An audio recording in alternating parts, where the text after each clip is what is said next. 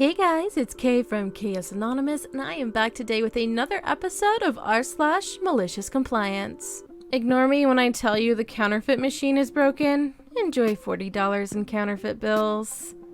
So this happened a couple of years ago, and I finally found the right subreddit to post this, so here it goes. I worked at a fast food restaurant, and we had a scanner machine to check if money is real or not. One day, I touched the machine's sensor and noticed that it still scanned my hand as money. I did this with paper as well and concluded that the machine was broken. During the same shift, I had the one manager that did nothing but sit on her butt all day and only help us with orders if we were behind orders by 20 plus minutes. I told her about the machine and she says she'll check it later. See, I'm supposed to scan a bill that is 10 or 20, and for 50 or 100, I have to give it to a manager to check.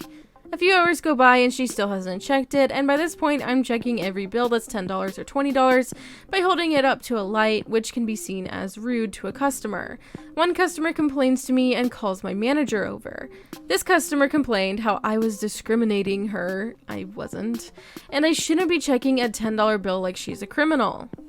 Instead of defending me as the machine was broken and she hasn't checked it, she began yelling at me in front of this customer. I told her that the machine was broken and I needed to check each bill the same I would if the machine was working. She then, without even checking the machine, said to just use the machine and said, "Who would even use a counterfeit on a $10 or $20 bill?" I decided the argument wasn't worth $9 an hour and just complied. I quickly scanned every bill until I saw two shady acting women. The first woman handed me a $20 bill that was obviously fake. I didn't even have to check it. It felt and looked like paper. I decided I would just follow orders and scan it. Since it went off, I put it in the register. The second customer came and handed me a similar counterfeit bill. I did the same thing. Later, when my shift was about to end, my manager counted my drawer and found the two counterfeit bills and freaked out at me. I zoned out for most of it, but most of it consisted of her calling me dumb for not noticing this obvious counterfeit and how I'm going to get fired. Well, what actually happened was the regional and general managers called me over to fire me before I told them the story. They then checked the cameras and listened to our conversation about the machine being broken, then concluded that the manager was in the wrong for 1, not letting me check the bills, and 2, telling me to use the machine that I explained was broken. She was then fired and saw her working the cash register at a grocery store. Hopefully she checks if she gets any counterfeit bills. Edit, so I kind of ran through the whole process with me about to get fired, so let me further explain for those who are confused. The firing didn't happen the same day. They count my drawer at the end of my shift. My manager would have found out about the counterfeit bills earlier if she did her job and took money out of my drawer after I reached a certain amount of money, but again, she's a lazy sack of crap. Anyways, after it happened, she sent me home as it was the end of my shift, and it wasn't until my next shift, a few days later, I was in high school so my shifts were far apart, that the regional manager and general manager were in and talked to me. They didn't come with the notion that they were going to fire me, but they did realize the machine was broken after I left, so it was more to see if I scanned the bill. If I did, I wouldn't be fired. If I didn't, I would be fired because it's then my fault and not because of faulty equipment.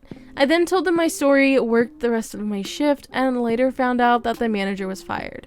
I'm not sure if this was the last straw for many reasons to fire her, probably, or just this instance. But yeah, that should clear up some timelines and explain some things. I ended up quitting a few months after. That's interesting, actually. I work at a gas station right now, and we're the only thing that they have us check is the $100 bills, and we just take a little pen that's supposed to turn black if it's not real or whatever, but they've never told me to check 20s or 10s or anything. I've seen some of my coworkers actually check 20s. I don't really know how to check 20s other than making a show of it. So I don't do that, but the people who trained me don't check 20s. They didn't tell me to check 20s. I don't know how to, so I don't know what to do about that. Yeah, the other day I actually had to stop and remember to do the $100 bill check or whatever, and I was like, oh, I'm sorry, I have to do this for my job, and the customer is super understanding, oh yeah, no, I totally understand. That is a quality customer. People who look at me funny and look down and then look up a lot freak me out. even though, like, I don't know how to figure out what they're doing or why they're doing it, I'm just like, why do you look like you're trying to figure out if I'm gonna fall for something, or like if something's gonna work? Like, I don't like this. Anyway, I'm glad that they ended up being on your side. That's a pretty pathetic scanner if it's like, yeah, your hand, money, real money, yeah. Blank paper, real money, yeah. Like, that's fantastic, honestly. At least you got rid of one of the managers that, like, sucks. Because I hate having to deal with managers that refuse to be a manager. Okay, that'll be 4 weeks. A million years ago, I worked for a leasing company. We leased anything from manufacturing equipment to jets, but our bread and butter was computers. One fine day, a customer calls in to find their salesman is on vacation. They don't like that, not one bit, and after being told that no, they will not be getting the number to his hotel in Aruba, they're passed on to Tommy. Tommy was the effing new guy, but in a good way. A customer would ask for something and he'd spend 2 days reading white papers, benchmarks, and calling vendors to find the answer himself when there was a guy fully conversant in that technology 2 cubes away. Anyway, the customer wants 16 workstations in a hurry. SGI Octane dual processor with 128 megabyte video cards, 4 gigs of memory, and monitors. They don't care how much it costs, but they need them as soon as possible. Tommy tells them he'll call them back in an hour. He needs to speak to the vendors. Vendor 1 will take 3 weeks at least. They're out of stock. Vendor 2 will take 2 weeks and cost 20% more since they'll have to upgrade existing systems. SGI themselves quote 3 weeks. Tommy, for the first time in his life, remembers we had a former executive from SGI on staff and calls him, begging for a contact that might make it faster. How about today? We have 20 of them in the warehouse. Sure, they're supposed to go to customer, but that won't be for another 2 months. We can play some games with serial numbers on the lease after the replacements come in. Tommy thanked him and called the customer back. It's been almost 2 hours. Next time, don't promise a deadline you can't meet. Yeah, I know, and I'm sorry. I had to work pretty hard to track down what you need, and well, I've got some good news and some bad news. You called vendor 1? Yep, they can't have them to you for 3 weeks. You call any other vendors? Vendor 2, they want a markup. I can have it in 2 weeks. I also spoke with, what about the manufacturer? I called them too. They also want 3 weeks, but we have... How much of a markup does vendor 2 want? 20%, but that doesn't matter because go ahead and order them. You haven't even heard the... If I never hear another effing word out of your mouth, it will be too soon. Just get it ordered, and I expect paperwork by 8 a.m. tomorrow. The customer paid an extra $250,000 plus interest and fees, and the guys in services got an extra 2 months to play Doom. With the reship delays on the order, they didn't get their machines for 4 weeks. Poor Tommy. Oh, I feel so bad. He was working so hard, you know? He's like, I'm gonna get you what I can get you. I'm gonna like pull the strings that I know exist. I'm gonna be like the all-star salesperson. I'ma help you. And they're like, nah, I don't care about what you have to say. You're gonna do what I say. Okay. Enjoy spending lots of money and a really late delivery time. Enjoy. Here's another tale related to me by a coworker. I might not have all the details correct, but here we go. To understand the setting, you need to know what a cross-docker is. That's a logistics company that ships LTL loads, less that trailer.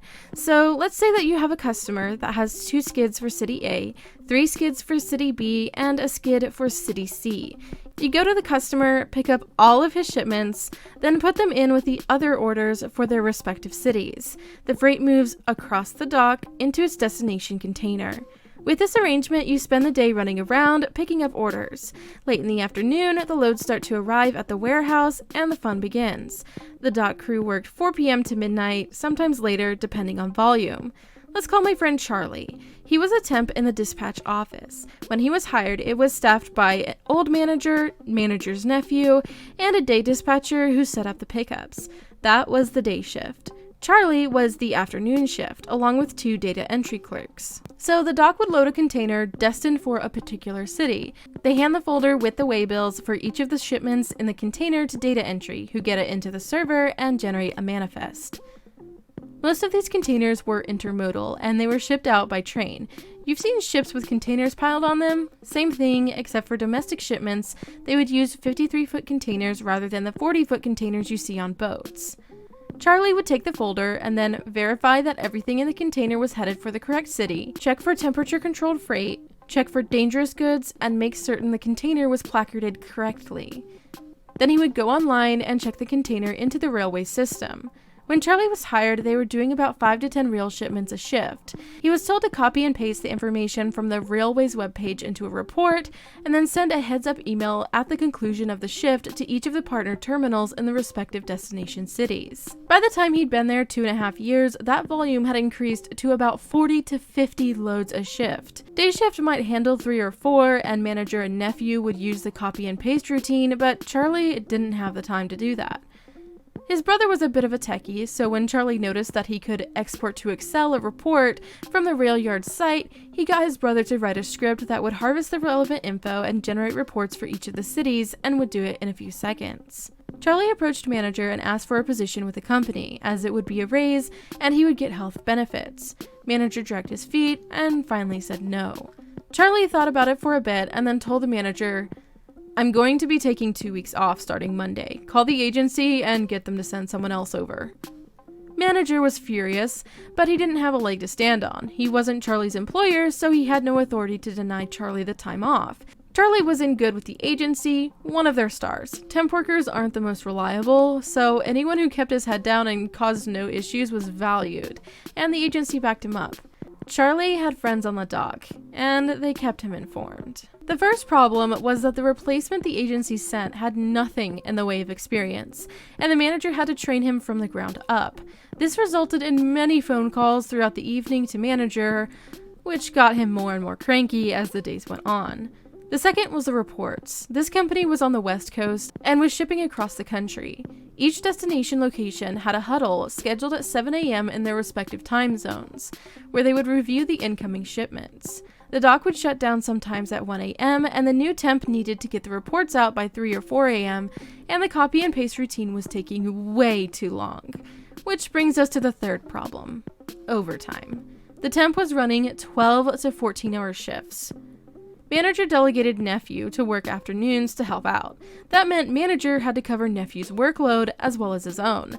Nephew was really not happy either, as he was a sports fanatic and played hockey several times a week. He had to miss his games. Even with nephew on the job, the reports took forever to get out and there were mistakes made. Temp-controlled freight was sent dry, and in one case they had to send the dock foreman racing to the rail yard to placard a container before the yard would accept it. After a week or so, Charlie took the opportunity to distribute his resume and put manager up as a reference. So now manager was getting calls about Charlie and realized that Charlie might not come back. He was taking a flamethrower heat from all directions, and his only way out was to put Charlie on the payroll. By this time, the agency had sent 2 temps to cover what Charlie used to do, with the oversight of nephew. Manager called Charlie in for an interview. "Okay, Charlie, we'll put you on the payroll. We'll pay you the same as the agency paid you, and we'll give you benefits." "No thanks. I have other interested companies that are offering more." "Fine, we'll put you on salary and bump it up by 10%. "Again, no thanks. I won't accept a salaried position unless I get to go home after 40 hours. If you need me to stay late, you need to pay me overtime." "How much an hour are you looking for?" "Well, I know what you pay the agency for my services, and right now you have 2 temps working to cover the shift. Tell you what, pay me what you were paying the agency, and add the benefits, and you have a deal." "What? That's almost double what you were making before." "And that's what other companies are offering. You can cut what you're paying out to the agency by half, and there won't be as many F-ups. Nephew can strap on his skates, you can watch TV all evening without getting phone calls. Or things can continue the way they're going. What's it gonna be?" Charlie got hired on, it made a good chunk more money, and as a sweetener negotiated 3 weeks holiday a year. I want 3 weeks holiday. That's amazing. I love that. I love that. Good job, Charlie. Like, I wish I was this strategic. Also, I think I'd have to be actually important to be able to do that. But imagine, like, having that level of strategy, like, understanding how, like, it takes knowing your skills and knowing your value to be able to do this kind of thing. Like, okay, cool. You don't want me to be your employee. That's fine, except for you're an idiot because I am integral to this working. So I'm gonna take time off because again, I don't work for this company, so yeah. And then to take that time to be like, hey guys, everybody in this field don't want my resume. That's just the strategy. Like, amazing. Anyway, that is going to wrap up today's video. If you enjoyed it, go ahead and drop a like and let me know your thoughts in the comments below. Real quick, I'd like to thank my patrons. Up on the screen, you should see my face palmers and my crazy case. Thank you all so much for supporting me in that way. If you're interested in becoming a patron, checking out the original posts from today's video, or sending me an email for possible inclusion in a future video, all of that information is in the description box, so be sure to check it out. And I'll talk to you in my next video. Bye!